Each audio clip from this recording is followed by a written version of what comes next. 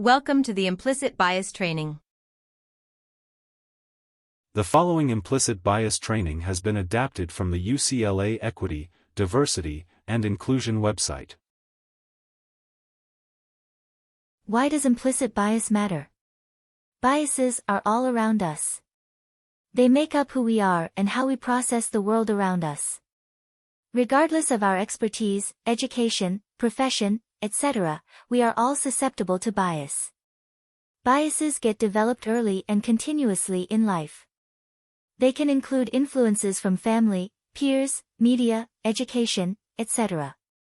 Our brains are wired to take shortcuts to process the world around us. This is not a bad thing. It is a helpful resource to allow us to make decisions. However, just like anything else, when we only rely on shortcuts, we miss out on more information. Therefore, it is important for us to identify our biases and educate ourselves on their impact, so that we can have more information and interact with others in our environment in the best possible way. How does implicit bias apply to work? If we combat implicit bias, there are some outcomes that we can expect. 1. We will reduce systems that lead to unfair advantages and/or disadvantages. 2. Help to ensure quality services and support for every identity. 3. Set clear standards for interactions and policy use. 4. Creates a more welcoming environment. And 5. We expect everyone to play a role. On the opposite end, if we ignore implicit bias, we can expect 1. The creation and upholding of systems leading to unfair advantages and/or disadvantages. 2. It would allow for quality of support to change based on identity. 3. Allows misuse of policies and inappropriate interactions. 4. It would create a hostile environment that people dislike. And 5. People can set their own standard.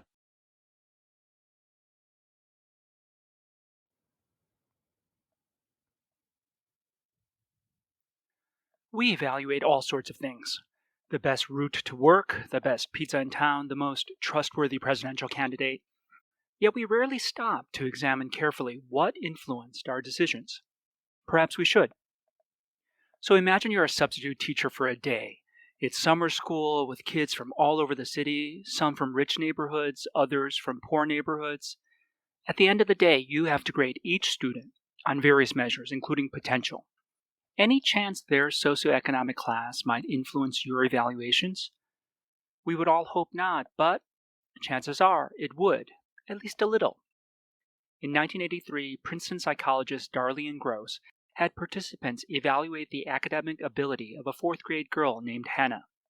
Half of the participants learned that Hannah was poor, with blue-collar parents. The other half were told that Hannah was rich, with white-collar parents. All participants watched the exact same video of Hannah performing the exact same tasks. Darlene Gross anticipated that Hannah's socioeconomic status would influence how she was seen, and it did, to a significant degree, both statistically and practically. On grade-level placement in subjects such as math and liberal arts, and other measures such as work habits and motivation.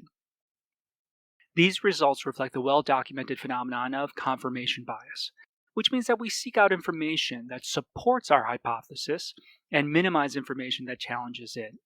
Here, the participants had a working hypothesis about rich kids versus poor kids. Although they saw the same video, they interpreted the ambiguous information in ways that confirmed their prior beliefs. This particular study involved Princeton students, but let's be clear. Everyone is susceptible to confirmation bias, which has been shown to affect financial advisors, doctors, corporate employees, and even jurors with no self-interest in the outcome. In the minefield of decision-making, confirmation bias isn't alone.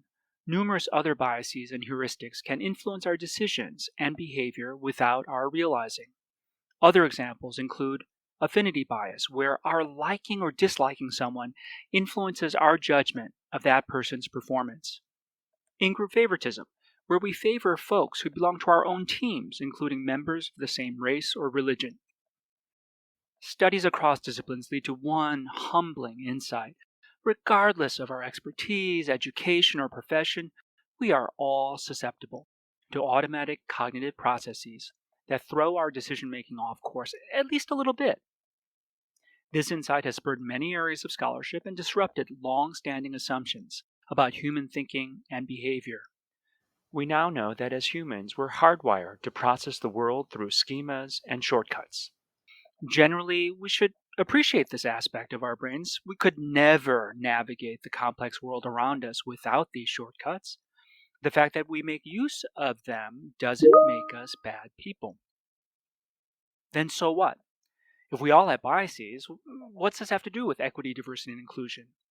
For me, it starts with the concept of equity, which means we're committed to playing a fair game, what I like to call a tournament of merit.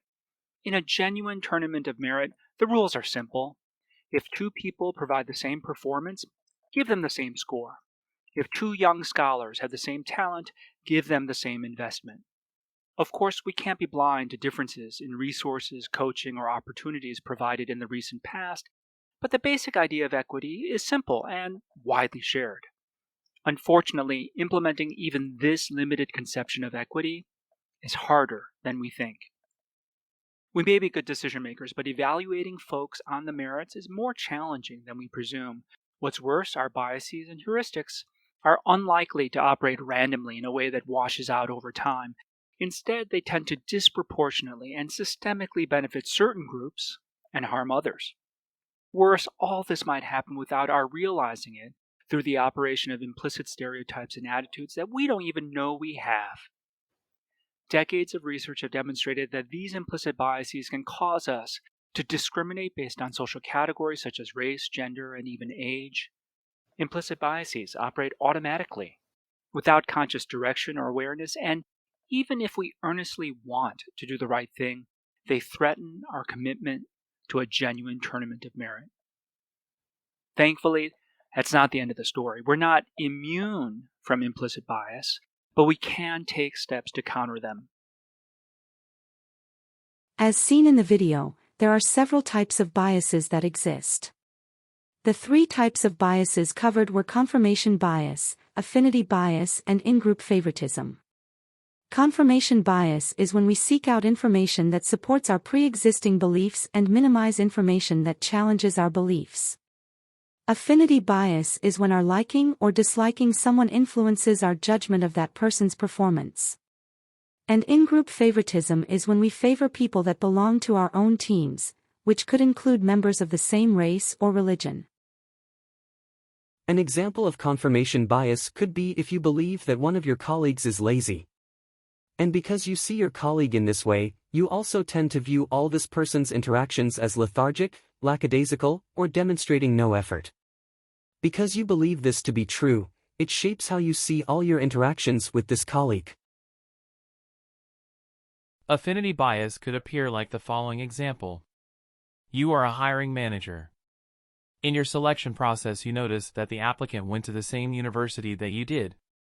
Since you and the applicant experienced the same high-quality education, you automatically know that the applicant must also be very intelligent. The last example is of in-group favoritism.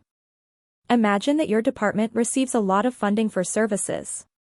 That funding helps to keep the company afloat. Therefore, you believe your team is more important than another department who does not bring in revenue.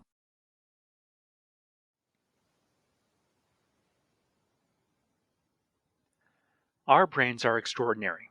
Think your smartphone's fast? Turns out your brain is a far more advanced computational machine.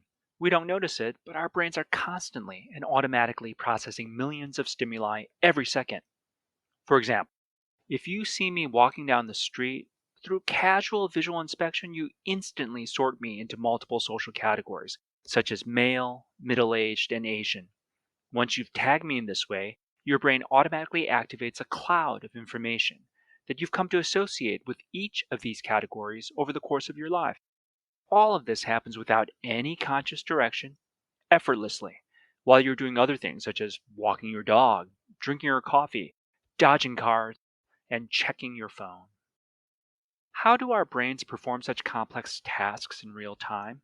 We can't possibly attend to each bit of data individually. Instead, we make sense of this fire hose of information by chunking our world through mental schemas. Schemas are templates of knowledge that sort specific examples into broader categories. Think of a chair. When you enter a room and see something with a flat surface, a back, and some legs, you just know it's a chair. And in the instant that you've categorized that thing as a chair, you know how to interact with it. Even if you've never seen this particular chair before, you know exactly what it is and exactly what to do. You sit. Unless something goes wrong, schemas are activated through automatic mental processes, or cognitions that occur outside of our conscious awareness and largely beyond our control. In this sense, they are implicit cognitions. They are also absolutely essential. Without these mental shortcuts, we'd never be able to navigate the world around us, at least not without expending all of our mental resources figuring out where to sit. For this reason, automatic mental processes, such as schemas, should generally be celebrated. It's a neat feature about our brains.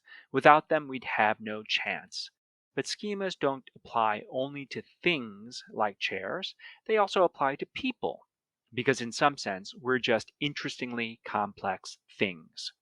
That means automatic processes lead us to sort fellow human beings by schemas, including social categories such as age, role, sex, and race. Here's where things get interesting.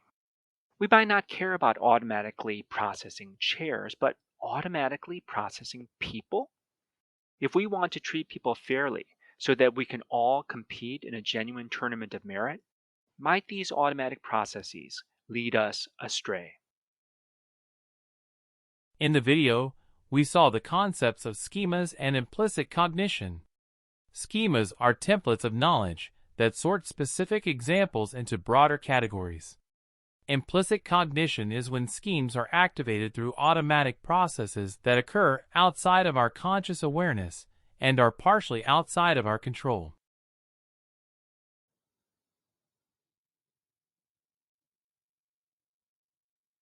In Lesson 1, we learned that schemas apply to people.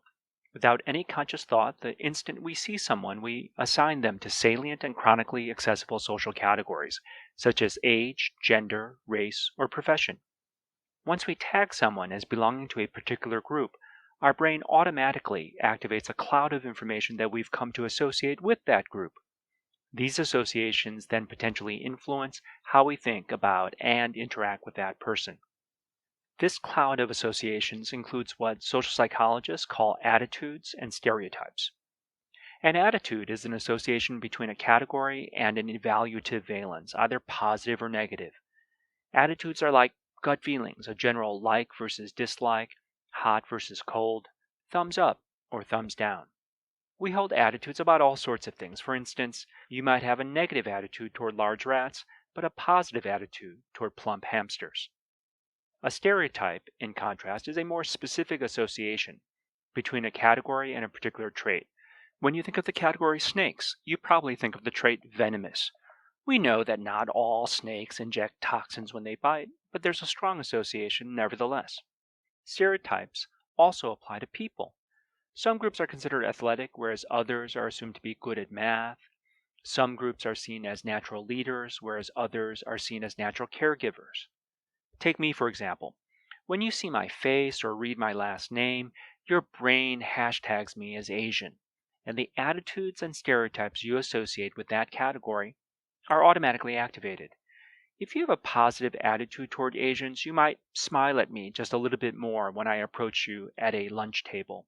If you think Asians are good at math, you might be a little more inclined to hire me as your accountant, but not your lawyer. If you think Asians aren't athletic, you probably won't choose me for your pickup game of basketball. We call attitudes and stereotypes biases because they represent information that diverges from some neutral point. Explicit biases are attitudes and stereotypes that you know you have because you can just ask yourself what your feelings and thoughts are and get an answer. By contrast, an implicit bias is an attitude or stereotype that you have no direct introspective access to. In other words, asking yourself for an honest answer doesn't tell you what you need to know. Where do these biases come from? Why do we associate certain attitudes and stereotypes with some groups but not others?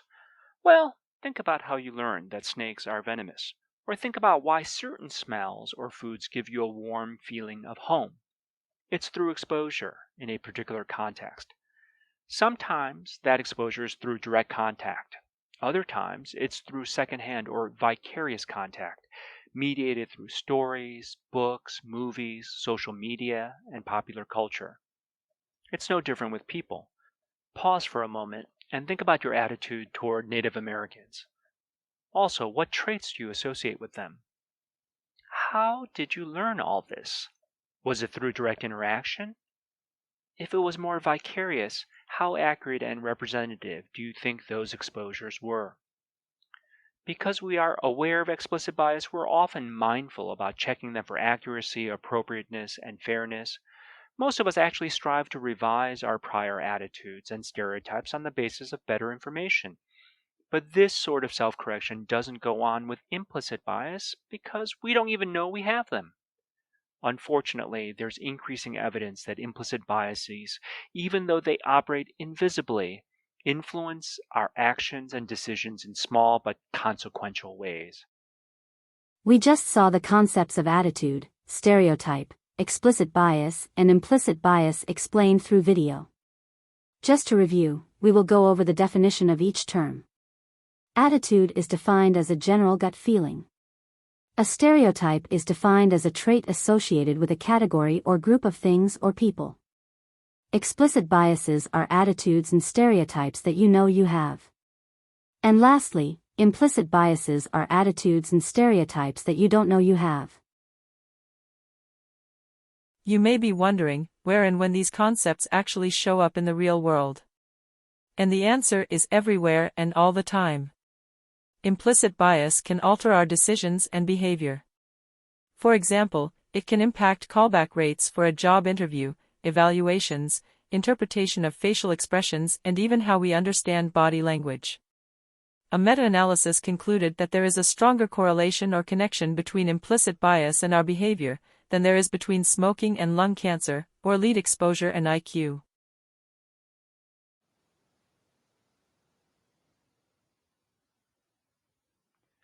In prior lessons, we learned that biases refer to attitudes and stereotypes that we hold towards most anything, including people. Most important, our biases can impact real-world behavior. So, if we want to promote a genuine tournament of merit, we'd probably want to check whether we have biases. Suppose we want to get inside a department chair's head and uncover her biases. Does she like Group A over Group B? Does she think members of Group B make better leaders than members of Group A? How might we find out? Well, we could just ask. Give her a questionnaire, ask her to engage in an honest self-reflection, and then report back. Just think, we could ask all department chairs whether they prefer white folks over black folks, young people over old people, or whether they think men or women work harder in the lab. Suppose each department chair closes her eyes, asks herself for an honest answer, then records it on the survey. You know, as for race, I'm colorblind. As for age, I actually don't like millennials, and it's a close call, but men, at least on average, work harder in the lab. This is what it means for a bias to be explicit. It is consciously accessible through direct introspection. You can close your eyes, ask yourself the question, and elicit an answer. Turns out, this sort of explicit questionnaire technique has stark limits. Even if we are willing to admit these biases to ourselves, we are unwilling to share them with others because that may be embarrassing, unpopular, or politically incorrect. Even more challenging, however, is the fact that many biases exist beyond our conscious awareness. These are implicit biases, those attitudes and stereotypes that we possess but cannot identify through direct introspection. Unlike explicit biases that we know are there but might be unwilling to disclose, we are not even able to look inside ourselves and identify our implicit biases. Thankfully, innovative scientists have developed several tools to measure our implicit biases in ways that don't involve simplistic self-reports. Examples include priming instruments, linguistic tests, and neuroimaging. But the most popular and widely studied tool is the implicit association test, the IAT, which was developed nearly 20 years ago by the folks at Project Implicit. In the previous video, we reviewed specifically what an explicit bias and an implicit bias is. Again, an explicit bias is a bias that you are aware of, and an implicit bias is one that you are not aware of.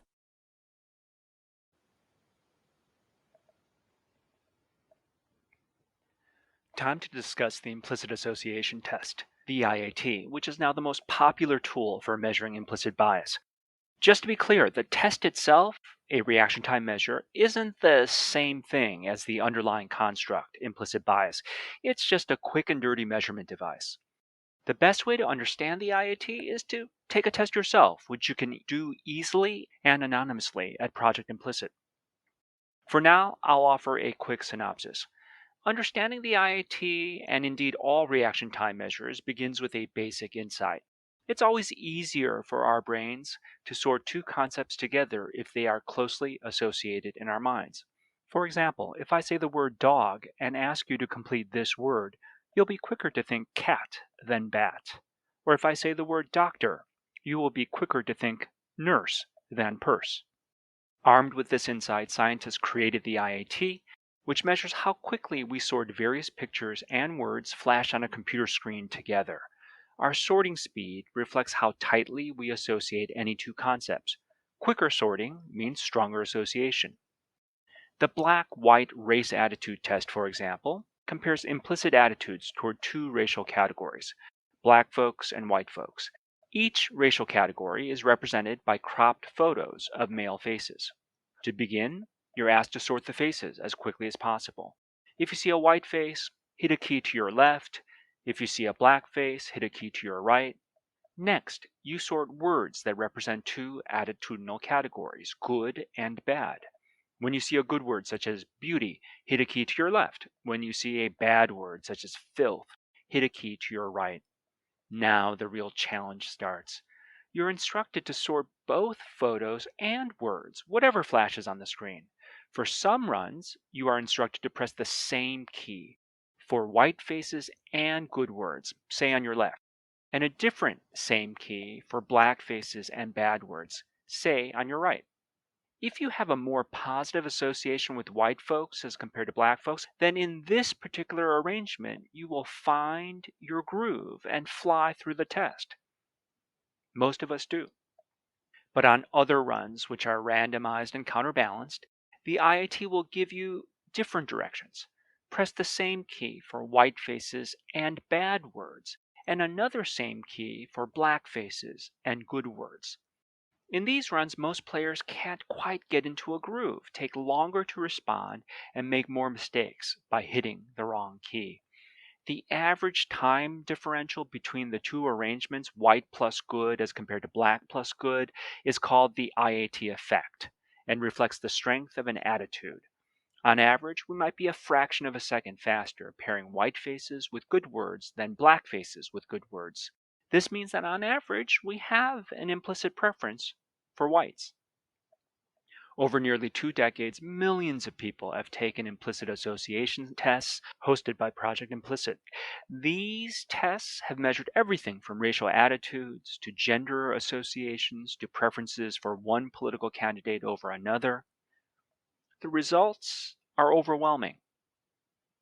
Implicit biases, measured by reaction times, are systematic and pervasive. They are statistically significant, which means they are not due to chance. On average, our implicit attitudes, which, to remind you, are overall valences toward a category, predictably favor certain groups over others. 80% of participants prefer young over old, 69% thin over overweight, 68% white over black, 76% able-bodied over disabled. Our implicit stereotypes, which are specific trait associations, are also predictable. 72% of participants associate blacks with weapons as opposed to harmless objects. 61% associate Asians with the foreign as opposed to American. 72% associate women with humanities as opposed to math. 76% associate women with family as opposed to career. Pervasiveness does not mean that every single person has the exact same amount of bias. There's wide variability across individuals and groups. For instance, most whites have an implicit preference for whites over blacks, but African Americans show no preference on average. But there's a natural bell curve around that zero average, with about a third of African Americans also showing an implicit attitude in favor of whites over blacks. Unfortunately, no one is immune. But this doesn't mean that we're powerless. As seen in the video, the implicit association test, or IAT, measures how quickly we sort various pictures and words as they flash on a computer screen together. The faster we sort a piece of information, like a picture, the stronger the connection with that associated thing, or word in this instance.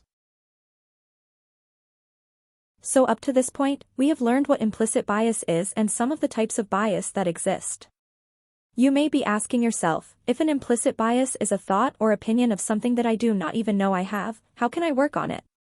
Luckily, there are ways to identify our own implicit biases, including implicit association tests. In the description area of this video is a link to several implicit association tests through Harvard University. We would like you to take at least one of these tests and report back on your experience, not your results. Once you click on the link, scroll to the bottom and select, I am aware of the possibility of encountering interpretations of my IAT test performance with which I may not agree. In order to proceed, you will need to select, knowing this, I wish to proceed. You then will be able to select which implicit bias test you would like to take. We ask that you take one test, but feel free to take as many as you like. Once you have taken one of the implicit association tests, use the link labeled Implicit Association Test Feedback to let us know how it went. This link can be found in the description section of the video.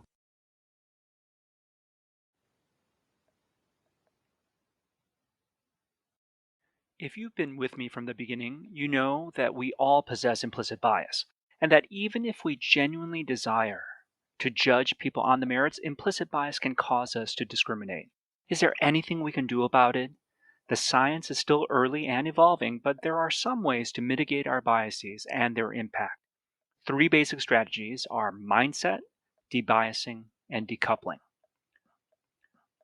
1. Mindset. First, be humble. We have to own the fact that regardless of our training or profession, we're all vulnerable to biases.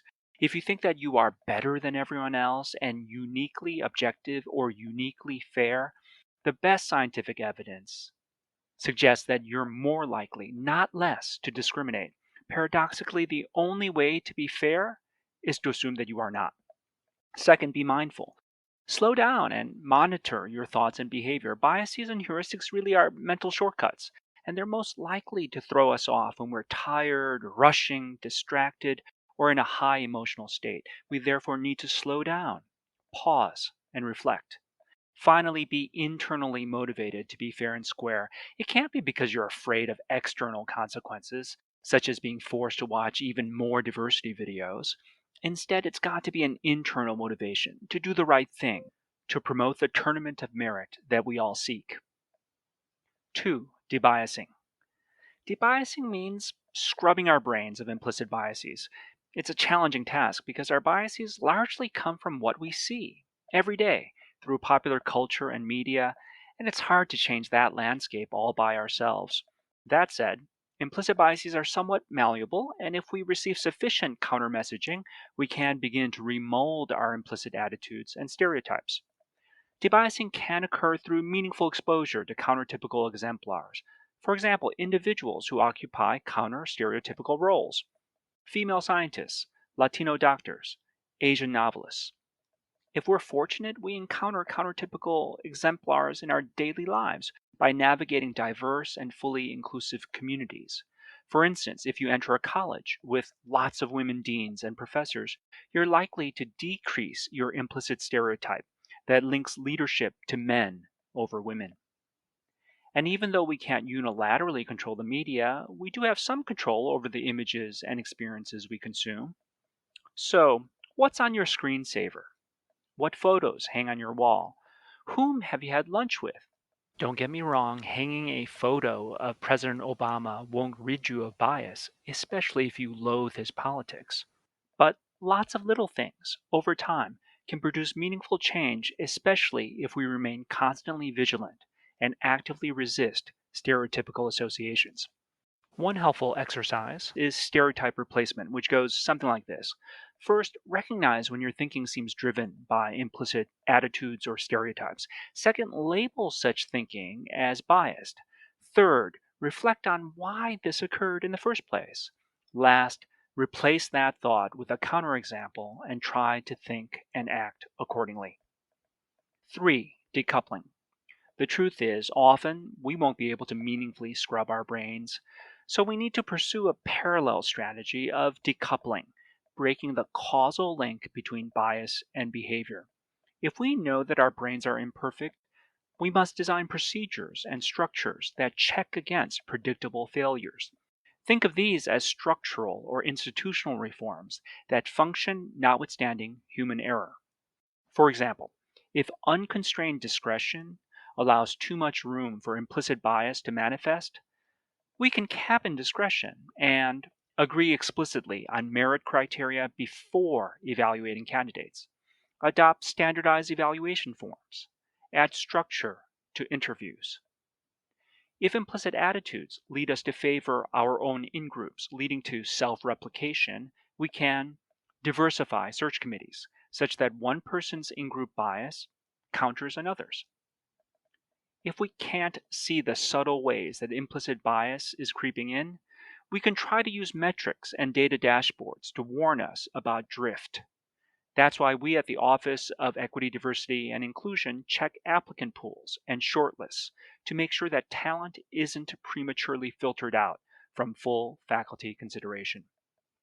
We don't have all the answers, but at the faculty search briefing, we'll try to pull together useful procedures and strategies that counter not only implicit bias, but other patterns and tendencies that undermine a genuine tournament of merit. Remember, no one is immune. No one is perfect, and we're all still learning. But when we work together in good faith, we can build equity for all. Just because we have biases does not mean that we cannot do something about it. 3 of the techniques outlined in the video we just saw included mindset, debiasing, and decoupling. When it comes to our mindset, we want to remember to be humble, be mindful, and be internally motivated. For the process of debiasing, we want to look for countertypical examples that can help widen our perspective. And lastly, the process of decoupling helps us to break the causal link between bias and behavior. All of these techniques listed and seen in the video can help us to counteract bias, and can only work if we actively practice them. By being aware of how biases can impact our decision-making and our behaviors, we can work to identify our own biases when possible. And even for the biases that we are unaware of, we can still work our best to create environments where people around us have accessibility to resources, where everyone is invited to participate, and where everyone's voice is valued and included in the decision-making process. Only then can we truly have spaces that are welcoming and safe for everyone. Some things that we would like you to think about moving forward are: 1. After taking at least one of the implicit bias tests, what is one thing that you will do differently? 2. How will the information from this training help you in your role in the workplace? And 3. What is one way that you could combat bias that you witness? Combating bias is not something that will be accomplished overnight, but instead is something we have to choose to do on purpose in every interaction we have. What will you choose to do? There are some next steps you will need to do in order to complete this training. The first is to complete one of the implicit bias tests using the link found in the description section of this video. Then you will need to return back to your ICM training profile. Once there, you will scroll to the training titled Implicit Bias on your training list. To the right of the title will be a button labeled Action. Click on the button labeled Action and select the Take Quiz option. Another drop-down menu will appear with only one option in it. Select that option and the quiz questions will open in a new window. Answer all of the questions and submit your quiz. You have now made it to the end of the content for the implicit bias training. Thank you and take care.